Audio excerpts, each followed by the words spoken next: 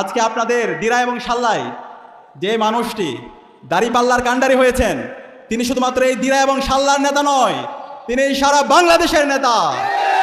আজকের যে শিশির মনির, তিনি একদিনে তৈরি হয়নি, দীর্ঘদিন ধরে তিনি বাংলাদেশের ছাত্র রাজনীতি করেছেন। বাংলাদেশের মুক্তিকামী ছাত্র জনতার পাশেই তিনি ছিলেন এবং জুলাই বিপ্লবে নীতি নির্ধারণ এবং মাঠ পর্যায়ের সমন্বয়ের সাথে তিনি জড়িত ছিলেন। এবং বিপ্লব পরবর্তী যে আমরা বলছি নতুন বাংলাদেশ, সেই নতুন বাংলাদেশের নতুন রাজনৈতিক সংস্কৃতি বিনির্মাণের করার জন্য দিরা এবং সাল্লাকে সারা বাংলাদেশের রোল মডেল হিসেবে পেশ করেছেন। আজকে সারা বাংলাদেশের 64 জেলায় আপনাদের এই দিরা এবং সাল্লা নিয়ে আলোচনা হয়।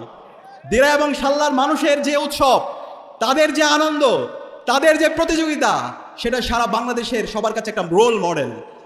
আজকের এই দিরা সাল্লাকে সারা বাংলাদেশে রিপ্রেজেন্ট করার ক্ষেত্রে যিনি অগ্রণী ভূমিকা পালন করেছেন, তিনি হচ্ছেন অ্যাডভোকেট শিশির মোহাম্মদ মনির।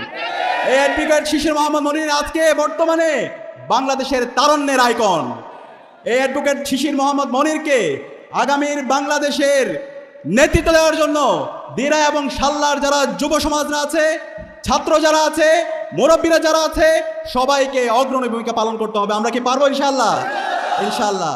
আজকে আমরা বিপ্লব পরবর্তী বলছি নতুন রাজনৈতিক সংস্কৃতি বিনির্মাণ করবো, এবং আজকে অ্যাডভোকেট শিশির মোহাম্মদ মনির দেখিয়েছে তার এই যে আজকের সমাবেশ, যুব এবং গণসমাবেশে সকল রাজনৈতিক দলকে আজকে দাওয়াত দিয়েছে।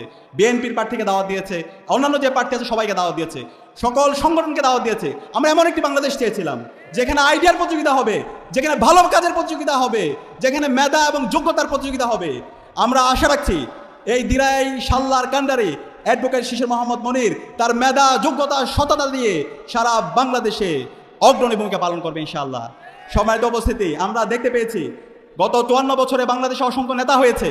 তারা নেতা হয়ে মানুষকে অনেক বড় বড় আশ্বাস দিয়েছে, কিন্তু নির্বাচিত হওয়ার পর মানুষের মুক্তির কথা তারা ভুলে গেছে। তারা মানুষের উপর জুলুম নির্যাতন করছে, এলাকার কোনো ভাগ্য উন্নয়ন করে নাই, এই অঞ্চলের মাটি ও মানুষের কোনো ভাগ্যের পরিবর্তন হয় নাই। হয়েছে, কিন্তু অ্যাডভোকেট শিশির মোহাম্মদ মনির তার কথা এবং কাজের মধ্যে সে মিল রাখবে। অ্যাডভোকেট শিশির মোহাম্মদ মনির নির্বাচিত হওয়ার আগে এলাকায় যে পরিমাণ কাজ করছে, নির্বাচিত হওয়ার পর এলাকায় কি করবে আপনারা? আমি আপনাদের থেকে জিজ্ঞেস করছি, নির্বাচিত হওয়ার পরে সে কি পরিমাণ কাজ করবে? আমি বিশ্বাস করি বাংলাদেশের যতজন নির্বাচিত প্রতিনিধি আছে তার চেয়ে সবচেয়ে বেশি কাজ করবে অ্যাডভোকেট শিশির মোহাম্মদ মনির। অ্যাডভোকেট শিশির মোহাম্মদ মনির ইতিমধ্যে এলাকায় রাস্তাঘাট, ব্রিজ থেকে শুরু করে যুবকদেরকে নিয়ে ফুটবল টুর্নামেন্ট থেকে শুরু করে আমার যারা মা খালারা আছে তাদের জন্য ট্রিটমেন্টের ব্যবস্থা থেকে শুরু করে শিক্ষার্থীদের পড়াশোনার ব্যবস্থা থেকে শুরু করে সব ধরনের কাজের সাথে জড়িত আছে।